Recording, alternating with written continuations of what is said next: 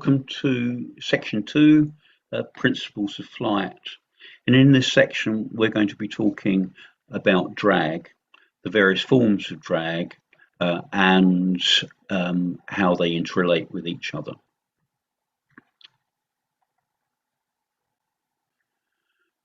Drag, if you remember, is that part of the total reaction acting parallel to the free airflow.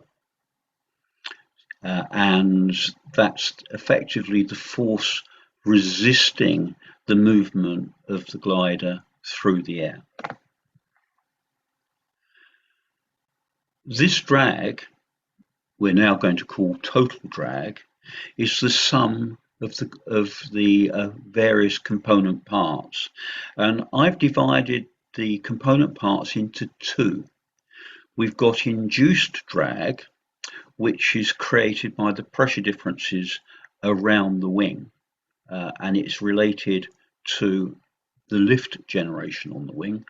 And we've got parasite drag, which is everything else, and that's basically the shape of the wing, the skin or the shape of the whole aircraft, the skin friction, so the smoothness of the surface, and the interference drag. So parasite drag, therefore, is a combination of form drag, skin friction, and interference drag. And shown on a tree, it would look something like this. Parasite drag, skin friction, form drag, and interference drag. And occasionally you'll see other descriptors for various types of drag, like leakage and so on, and they will all fall within this group of parasite drag. So in summary, before we move on, total drag split into two groups: induced drag and parasite drag. Parasite drag then subdivided again into three prime groups. Looking at those in turn, form drag, which is obviously part of parasite drag, is due to the shape, and clearly the more streamlined the shape, the less drag it will generate. So as you can see in this diagram here, the lower object is simply a square block being pulled through the air, and that would have a relatively high drag coefficient. An improvement on that would be the sphere on the top diagram, and of course the air flows around that more readily, but we still have various bits of turbulence behind the sphere primarily, which will create drag, and pressure on that leading edge will create drag. And the better shape is the one in the center, which is the aerofoil shape, and the air is taken around the object in a more orderly fashion. So the more streamlined, the lower the drag. Now, skin friction, on the other hand, is how smooth the surface is. The air immediately adjacent to the surface will be slowed down by the fact it's in contact with it. And the smoother that surface, the less that effect will be. And the section of air adjacent to the wing surface that is slowed down is called the boundary layer. And this boundary layer will be deeper, it will be thicker, if the surface of the aircraft is actually rough. If it's smooth, then this boundary layer will be narrower and thinner. And again, this skin friction is also part of parasite drag. The third part of parasite drag is called interference drag. And interference is where two parts of an aircraft join, and there's a turbulent airflow at that junction, and that will increase the drag. So on an aircraft like the one in the diagram, you can see the junction of the wing with the fuselage, struts, and where wheels are attached to the fuselage and so on. There will be some turbulence and increased drag. In the case of a glider, where the wing joins the fuselage, this interference drag can be made worse if there's a leakage from the higher pressure air underneath to the lower pressure air on top, and it leaks through that joint, and that will cause turbulence and increase the drag. Looking at the boundary layer, we can see that initially the airflow over the surface of a good wing will be laminar, and that means that the airflow is smooth and orderly in its shape. And then as the air passes across the top surface, it reaches a point where it becomes turbulent. It's less orderly, and this point where the change occurs is called the transition point. So if we introduce some contamination onto the wing, like perhaps ice, or in the case of gliders, very typically flies building up on the leading edge. Where the flies build up on the leading edge, you will get a breakaway of the airflow, and the turbulent flow will happen earlier than it should, which is why pilots try to keep them flies and bugs off the wing and keep their wings as clean as possible. So looking at parasite drag now, we can see, as we would expect on this, that the drag increases as the speed increases, and that seems to make a lot of sense, doesn't it? It also follows the square law. So as the speed increases, the drag increases following that square law. So we double the speed, we quadruple the drag, and we end up with a curve as we've shown there. Now, if we move just on, the formula for drag is shown here: coefficient of drag times half the air density times the velocity squared times the wing area. You don't need to remember this, but it will be useful if you recognize it when it pops up in explanations later in the course. You'll see also that this formula is very similar to the formula for total lift. So in this case, total lift would be the same formula, but not having the coefficient of drag, CD, there, but have CL. Otherwise, it's identical. Now we can move on and look at induced drag. And this is lift-induced drag, if you like, and it's created by the fact that there's a pressure difference between the upper surface of the wing and the lower surface of the wing. And air will try to flow from the higher pressure underneath towards the lower pressure on top. And in the upper diagram, we can look at how this pressure difference is distributed in the chordwise section. And in the lower diagram, we're looking at how that is done spanwise.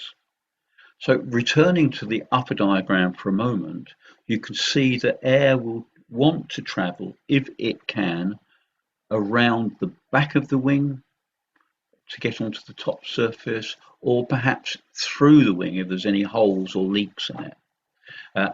But either way, air would like to flow in between those two.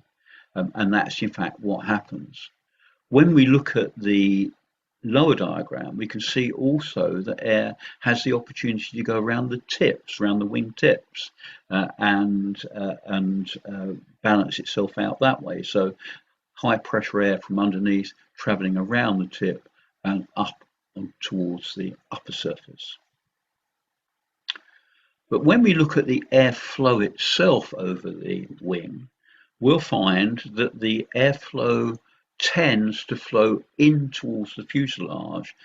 The airflow over the top of the wing, that is, tends to flow inwards towards the fuselage. And the airflow on the underside of the wing tends to flow outwards. And this is simply because on the upper surface, the pressure is lower, and the air tends to get sucked in towards the fuselage. These two slightly different airflow directions tend to cause vortices on the trailing edge and on the tips, and these are the signs of drag. The pressure difference is what causes these vortices, and the pressure difference is greatest at lower speed. And therefore, perversely, induced drag is greatest at low speed and reduces as the speed increases. Now, we can do things to help reduce induced drag, and designers have found all sorts of clever ways of reducing it. Minimizing it is a dream, but we can all dream.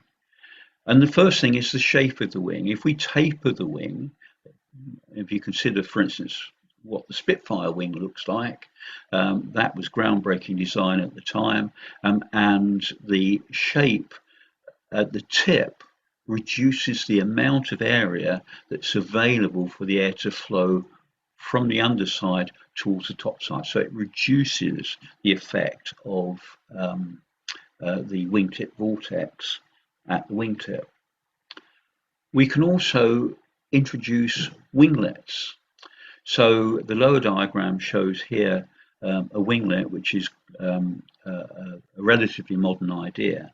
And that reduces the possibilities of the air flowing from the undersurface to the upper surface, and therefore reduces the wingtip vortex, which in turn reduces the induced drag.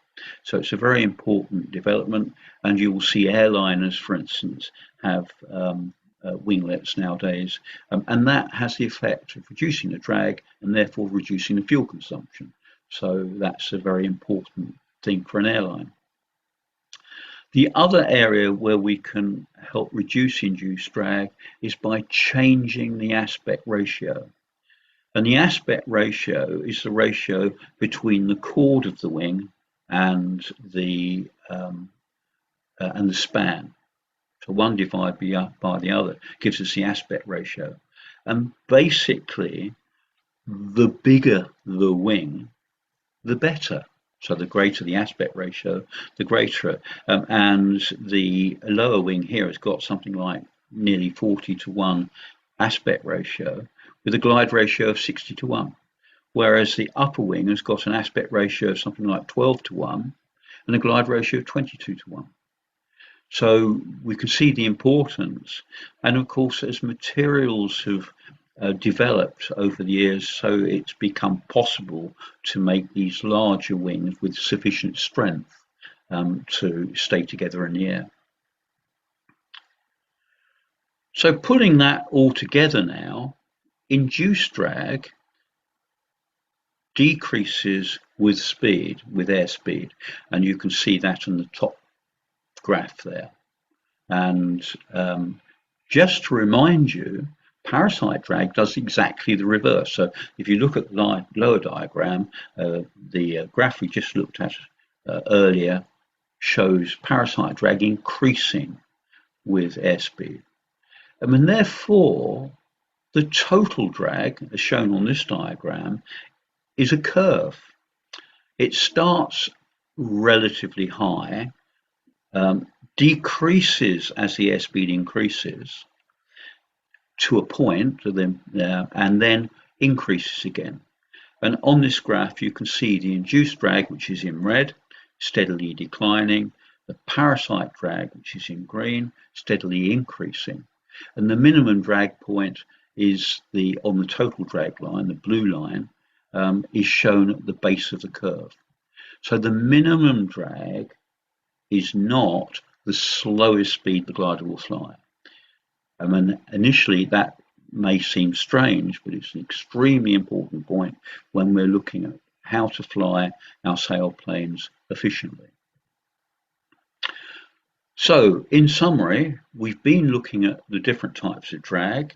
We've looked at parasite drag, which is form drag, skin friction, and interference drag. We've looked at induced drag, and then we've looked at the total between the two. We've also had a little glance at the boundary layer on the wing and the transition point, and we've also discussed the aspect ratio. See you again on the next section. Goodbye for now.